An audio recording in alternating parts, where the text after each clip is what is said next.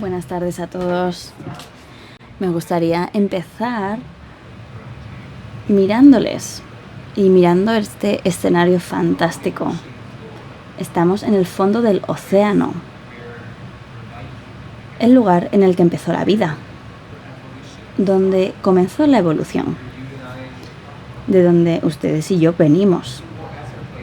Así que esta noche no hay un lugar mejor en el que estar que aquí, rodeados de azul profundo, para reflexionar sobre cómo la humanidad, después de casi 4.000 millones de años de evolución, puede rendir homenaje, hacer honor a ese origen, a través de la ciencia, a través de las ideas y a través de nuevas maneras de pensar en la circularidad.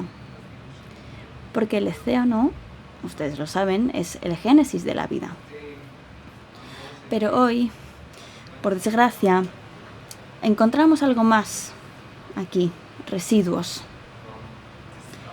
Desde aparejos de pesca abandonados hasta trozos de metal, desde vertidos de petróleo hasta barcos hundidos. Diferentes historias. Pero una cosa en el centro de todas ellas. Esto, residuos plásticos. El plástico no apareció aquí por casualidad. Se diseñó para ser seguro, resistente, barato. Hizo posible nuestra vida moderna, resolvió problemas reales. En muchos sentidos, ha sido el triunfo del ingenio humano. Pero el verdadero problema con el plástico es mucho más sencillo. Diseñamos plástico sin final, que no se acaba. Durante años, reciclar ha sido nuestra mejor respuesta. Y funciona. Y es importante. Consigue que podamos utilizar los materiales durante más tiempo. Hace que ralenticemos una cosa que hemos hecho siempre, ese proceso unidireccional. Pero hay una verdad dura a la que tenemos que enfrentarnos. Y es que el plástico, como nosotros, se cansa. Y cada vez que se recicla, se degrada su calidad. Y con el tiempo, el plástico llega al final del ciclo. Acaba en el vertedero. Se incinera o incluso peor, se filtra al medio ambiente. Así que la pregunta que hoy tengo para ustedes es bastante sencilla. ¿Esto es lo mejor que podemos dar de nosotros? ¿Y si ocuparse del plástico no consistiese solo en ralentizar el daño o retrasar un final inevitable? ¿Y si el plástico no fuese el final de la historia, sino quizás el principio de una historia diferente? Aquí es donde quiero presentar el ámbito en el que trabajo. Se llama ingeniería biológica. Creo que está transformando silenciosamente la forma en la que fabricamos cosas. Al final es sencillo de entender. La ingeniería biológica coge los sistemas que ya utiliza la naturaleza, células, enzimas, metabolismo, y digamos que las reprograma, como si fuera un circuito, para que haga cosas útiles por nosotros. De hecho, ya dependemos de esta tecnología todos los días. Hacemos insulina para los microbios, hacen insulina para los diabetes, vitaminas en nuestros alimentos, enzimas en los detergentes en polvo que utilizamos. De hecho, esto va más allá. Llevamos dependiendo de esta tecnología durante miles de años para hacer las cosas que más nos gustan, como pan, cerveza, vino, queso. Lo que pasa es que hoy podemos manipular esos procesos para que sean aún mejor. Estas tecnologías funcionan en agua, a temperatura ambiente, y utilizan muy poca energía. Así que, en vez de forzar a la química para que luche contra la naturaleza, la ingeniería biológica plantea una pregunta diferente. ¿Y si dejamos que la biología haga el trabajo duro por nosotros? ¿Y si las fábricas se pareciesen más a los ecosistemas? Las diseñamos para que sean eficientes, adaptables y circulares. Lo cierto es que la naturaleza lleva utilizando sistemas circulares durante miles de millones de años, sin residuos, sin vertederos. Todo alimenta otra cosa. Hace un par de años nos planteamos una pregunta sencilla pero bastante radical. ¿Y si pudiéramos enseñarle a la biología a ver los residuos plásticos como alimento? ¿Y si pudiéramos reprogramar las bacterias, no solo para reciclar plástico, sino para transformarlo? Para que sea algo completamente diferente.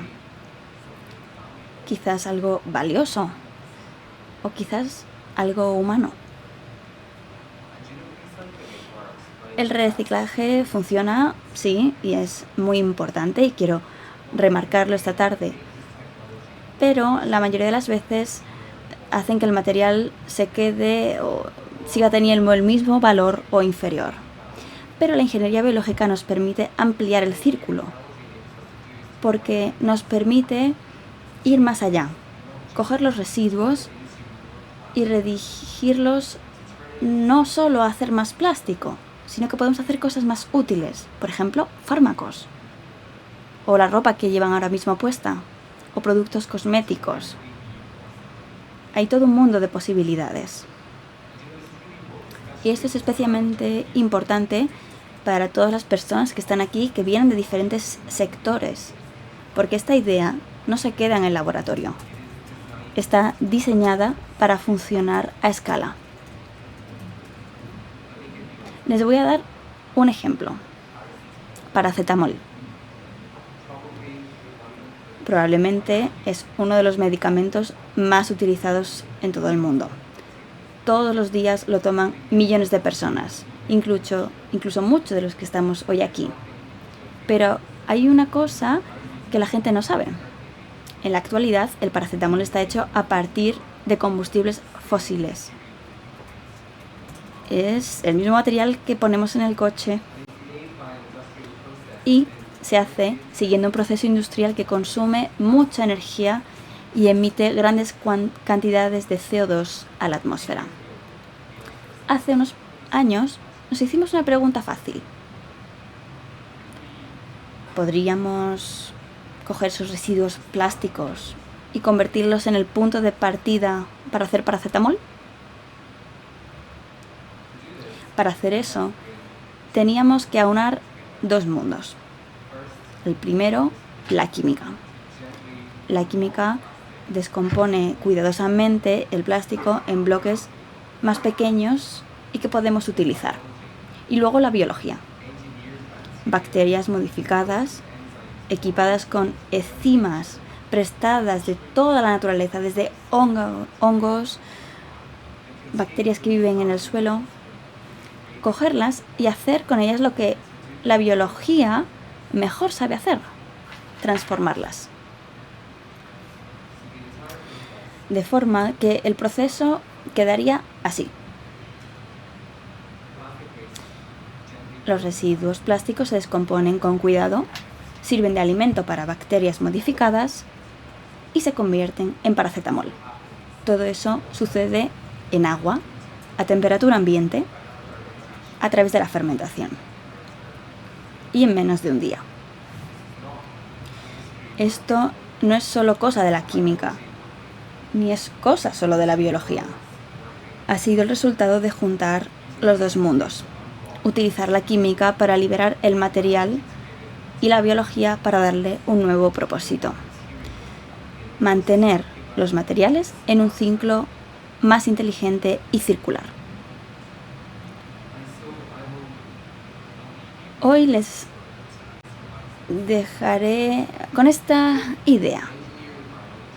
Si la ingeniería biológica puede convertir los residuos plásticos, como por ejemplo de las botellas, en medicamentos que consumen las personas todos los días, imaginen en qué más se podría convertir ese residuo. ¿Y si los materiales que tiramos hoy nos ayuden quizás algún día a combatir alguna de las más desafiantes enfermedades, como por ejemplo cáncer o Alzheimer, obesidad u otras enfermedades a las que nos enfrentamos? Ahora todo eso es posible gracias a la ingeniería biológica. Y confiad en mí, es que las posibilidades son infinitas y es emocionante.